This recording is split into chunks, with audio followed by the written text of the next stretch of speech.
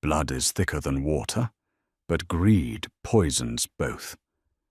Betrayed by his own flesh and blood, a discarded son was left with nothing but a rotting, rat-infested barn. He thought his life was over, until his boot struck a hollow floorboard, unlocking a buried $150 million empire. Rain lashed against the towering stained-glass windows of the Gallagher estate, casting long, fractured shadows across the mahogany-paneled library. The scent of polished leather and decaying lilies hung heavy in the stifling air. Vincent Gallagher, the ruthless titan of East Coast shipping and real estate, had been in the ground for less than 48 hours, but the vultures were already circling. Seated on one side of the vast Persian rug were Simon and Edward Gallagher. Clad in impeccably tailored Brioni suits, they exuded the kind of arrogance that only generations of unearned wealth could buy. Simon the eldest continuously checked his platinum Patek. Philippe Watch, clearly annoyed that the proceedings were cutting into his afternoon squash game. Edward sat beside him, nursing a glass of 20-year-old scotch, a smug, self-satisfied smirk playing on his lips. On the opposite side of the room sat Thomas Gallagher. Everyone called him Tommy. Unlike his brothers, Tommy wore a faded corduroy jacket and work boots scarred by years of manual labor. While Simon and Edward had spent the last decade aggressively maneuvering through corporate boardrooms and high society galas in Manhattan, Tommy had remained at the estate. He had been the one to change their father's bedpans, to endure the violent outbursts of Vincent's escalating dementia, and to maintain the sprawling 300-acre property with his own 2 hands. He had given up his 20s to care for a man who rarely offered a word of thanks, driven by a quiet sense of filial duty that his brothers viewed as pathetic weakness. At the head of the long oak table sat Charles Montgomery, the family's iron-jawed attorney. Montgomery cleared his throat, adjusting his tortoiseshell glasses before breaking the heavy silence.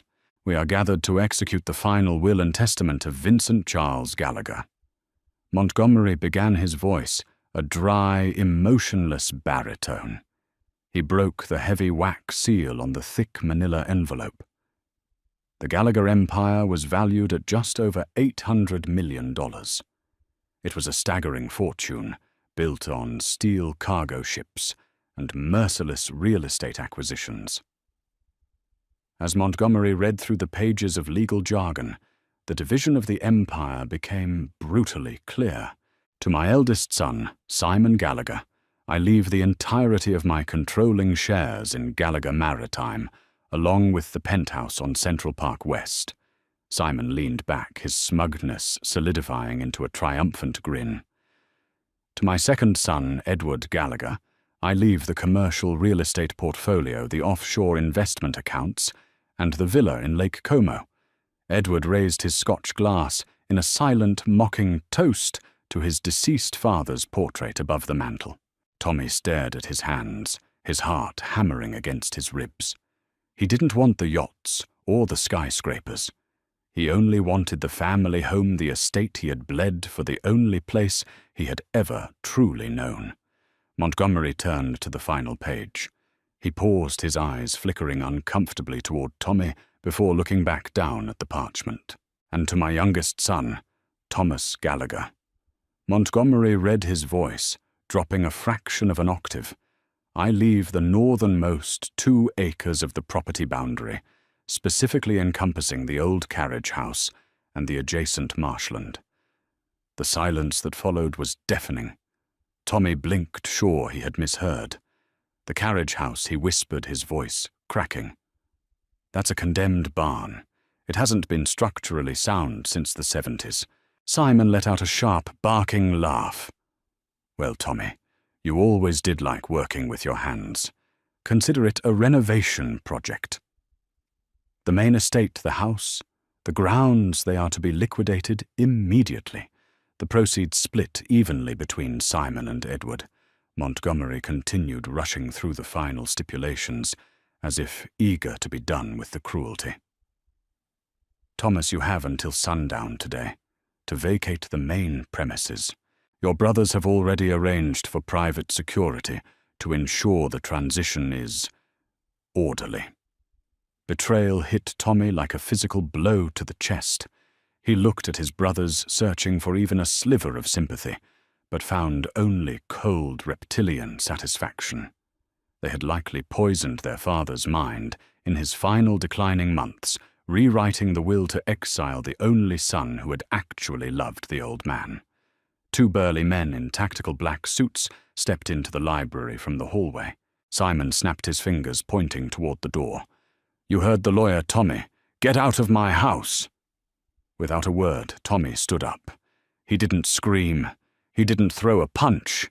The exhaustion of the last 10 years had finally crushed his spirit. He turned his back on his billionaire brothers, walked out into the freezing autumn rain, and began the 2-mile trek to the northern edge of the property. The carriage house was a monument to decay. Shrouded in a suffocating tangle of invasive ivy, the massive wooden structure sagged under the weight of decades of neglect. The slate roof was missing massive patches, leaving the interior exposed to the elements.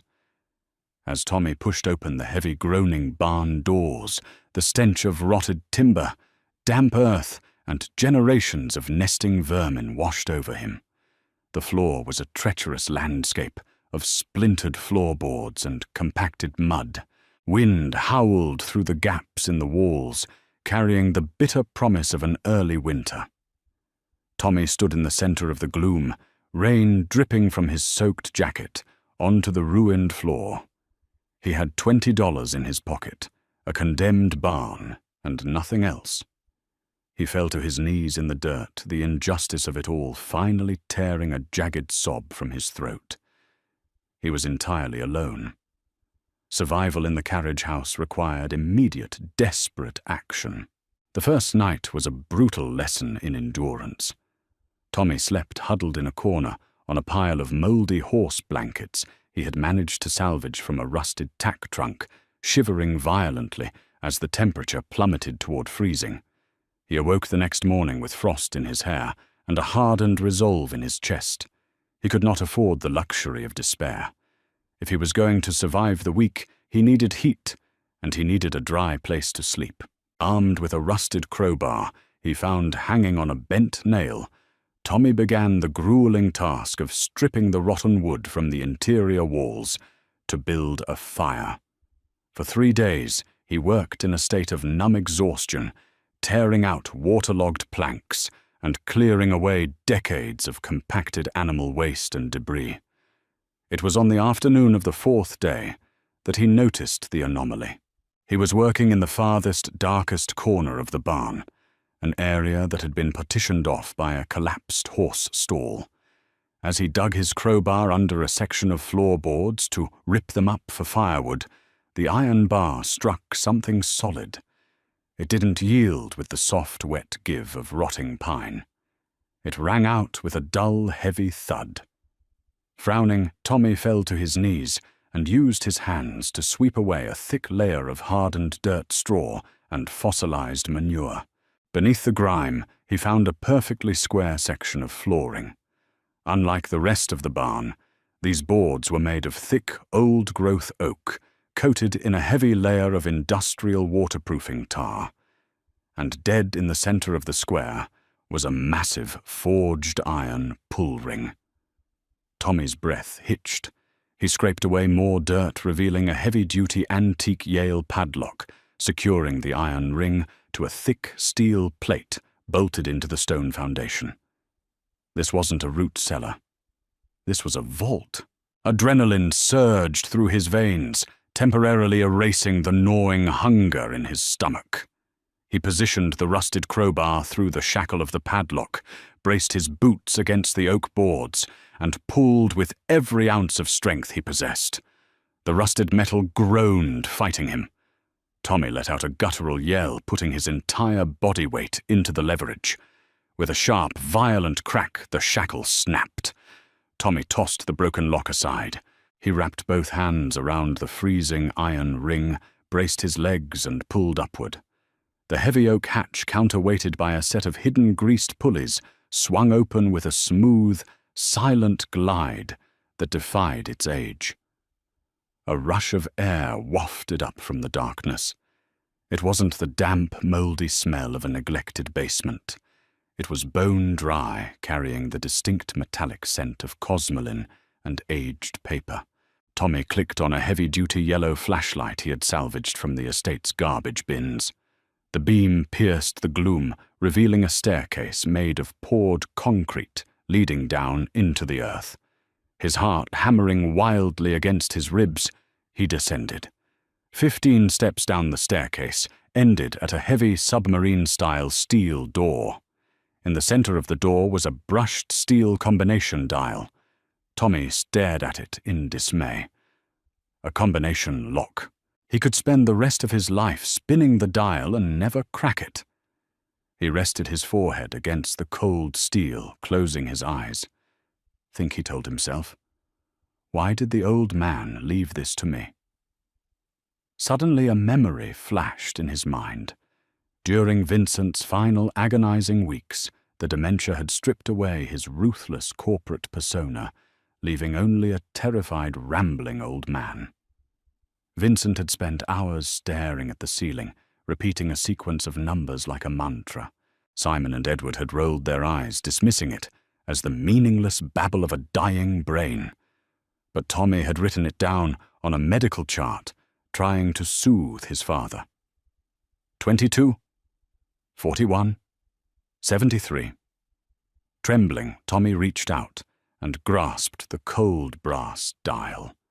He spun it right, stopping exactly on 22. He spun it left, passing 22 once and stopping on 41. He spun it right again, stopping directly on 73. He grabbed the heavy locking lever and pulled down.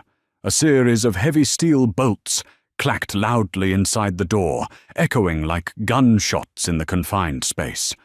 The door unsealed with a sharp hiss of pressurized air.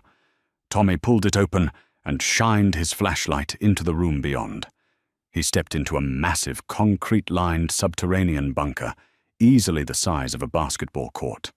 It was completely climate-controlled drawing power from a hidden independent geothermal generator.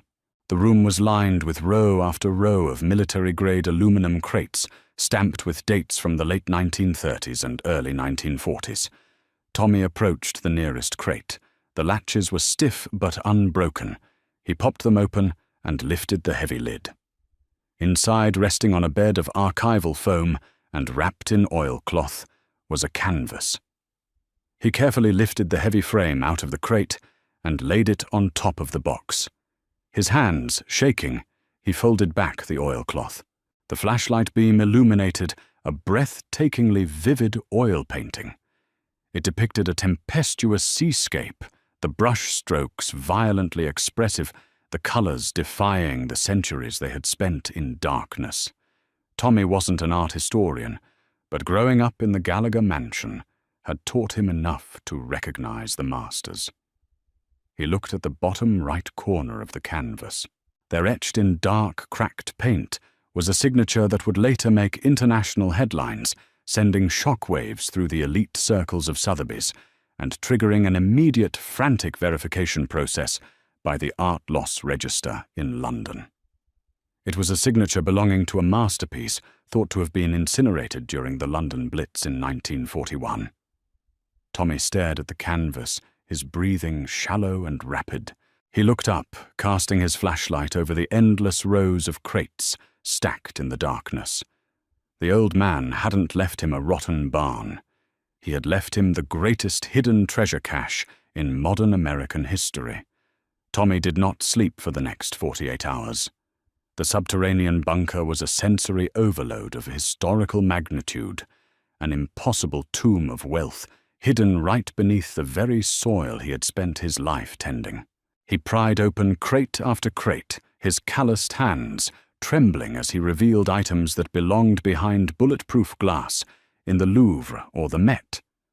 There were gold-leafed Byzantine chalices, wrapped in decaying velvet, meticulously catalogued sketches bearing the unmistakable cross-hatching of Leonardo da Vinci, and crates packed tightly with pure, unblemished bullion stamped with pre-war Swiss banking insignias. But Tommy knew that possessing a treasure and monetizing it were two entirely different realities. If Simon and Edward caught even a whisper of what lay beneath the carriage house, they would unleash an army of corporate litigators. They would freeze his assets, bury him in injunctions, and drag the case through appellate courts until he starved to death.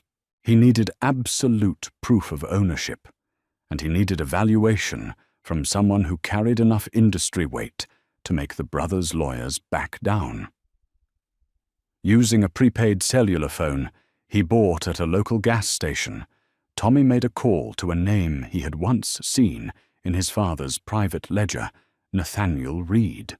Reed was a notoriously abrasive but unimpeachably brilliant independent antiquities appraiser, based in Boston, a man who had famously resigned from Sotheby's after exposing a massive forgery ring among the board of directors. Reed despised old-money billionaires, making him the perfect ally. It took convincing, but the promise of a lost JMW Turner seascape was enough to get Reed on a red-eye flight. The appraiser arrived at the estate under the cover of a moonless Tuesday night. Reed was a gaunt, sharp-featured man in a rumpled tweed coat, clutching a metal briefcase of testing equipment. He looked at the collapsing roof of the carriage house with deep skepticism. "If this is a waste of my time, Gallagher, I will bill you for my travel at $1,000 an hour," Reed muttered, stepping over a puddle of stagnant rainwater. Tommy didn't say a word. He merely kicked away the straw, lifted the heavy oak hatch, and gestured to the concrete stairs. The moment Reed stepped through the pressurized steel door and laid eyes on the climate-controlled vault, his abrasive demeanor vanished, replaced by a suffocating, reverent silence. He dropped his metal briefcase on a wooden pallet. The latches popped open, but Reed didn't even notice. He walked slowly down the rows of military crates, running his fingertips over the stenciled dates. "Your grandfather," Reed whispered, his voice trembling. "Jonathan Gallagher. He was stationed in Munich in 1945 with the Allied Property Division. The family law was always that he made his initial seed money through real estate, but there were rumors that he had intercepted a train car of looted assets headed for the Swiss border." Reed spent the next 9 hours in a manic frenzy of documentation. He used ultraviolet lights, magnifying loupes and chemical swabs, cataloguing piece after piece. He authenticated a missing Vermeer interior scene, 3 separate sketchbooks belonging to Michelangelo, and a trove of Romanov jewels that had vanished during the Bolshevik Revolution. As dawn broke, piercing through the cracks in the ruined barn above, Reed sat heavily on a crate of bullion, wiping sweat from his pale forehead. He looked at Tommy, his eyes wide, with a mixture of awe and absolute terror. "The Turner seascape alone will break auction records," Reed said, his voice entirely devoid of breath. "The Vermeer is practically priceless. You have to understand the scale of what is sitting in this room, Thomas. Conservatively factoring in the gold and the antiquities, you are looking at a valuation north of $150 million. But that is only if you survive the week." Tommy frowned, wiping dirt from his jaw. "What do you mean?" Reed pulled out his tablet and brought up a financial news ticker. "I ran a background check on your brother's firm while I was authenticating the bullion. Simon and Edward are highly leveraged. They took out massive high-interest collateral loans to fund a hostile takeover in Dubai last month using the Gallagher estate as their primary collateral. They need to liquidate this property by Friday to satisfy the debt covenants, or they face complete bankruptcy." A cold dread coiled in Tommy's stomach. "The will gave me this acre." "And they are going to take it," Reed warned, packing his equipment with frantic speed. "To a commercial developer, A 2-acre carve-out in the middle of a luxury subdivision ruins the zoning value. They will file an emergency eminent domain claim or simply bulldoze this structure to the ground and force you into a settlement. If they discover this vault, they will claim it as part of the primary estate's undisclosed assets. They will take it all, Thomas. As if summoned by the grim prediction, the heavy rumble of diesel engines echoed through the crisp morning air. Tommy scrambled up the concrete stairs, bursting through the floor hatch and running to the warped barn doors. He pushed them open just enough to see out into the grey, misty dawn. Marching down the gravel driveway was a fleet of yellow Caterpillar bulldozers and heavy excavators. Behind the heavy machinery idled 3 black Mercedes SUVs. Simon and Edward had not waited for the legal eviction process. They had brought a private demolition crew to wipe the carriage house and their brother off the map entirely. "Read!" Tommy barked, his voice tight with adrenaline, as he slammed the barn door shut and grabbed the heavy iron padlock. "Call the authorities, not the local police. Call the Federal Bureau of Investigation. Tell them we have stolen international heritage assets." The storm had arrived, and Tommy was ready to fight.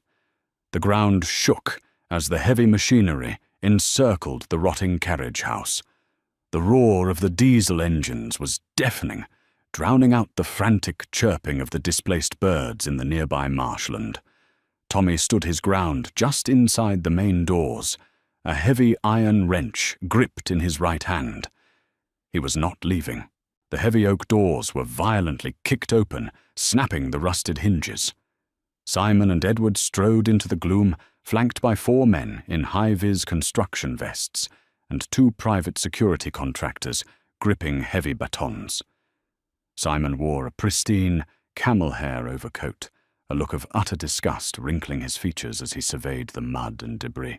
"I thought Montgomery told you to be gone by sundown, Tommy," Simon sneered, pulling a silk handkerchief from his pocket to cover his nose against the smell. "You always were incredibly slow on the uptake." Edward stepped forward, a vicious smile playing on his lips. "We're doing you a favor, little brother. This place is a biohazard. The demolition crew is going to flatten it in about 5 minutes. You can walk out of here with your life, or you can be buried under the timber. Frankly, I don't care which you choose." "You don't own this acre, Simon," Tommy said, his voice terrifyingly calm. He didn't raise his weapon. He merely stood with the immovable posture of a man who had absolutely nothing left to lose. The will was explicitly clear. "The will," Simon laughed, a sharp, abrasive sound, "is a piece of paper. And paper burns, Tommy. Our lawyers have already filed an injunction declaring you mentally unfit to hold property. By noon, a judge will sign the order, turning this land back over to the estate.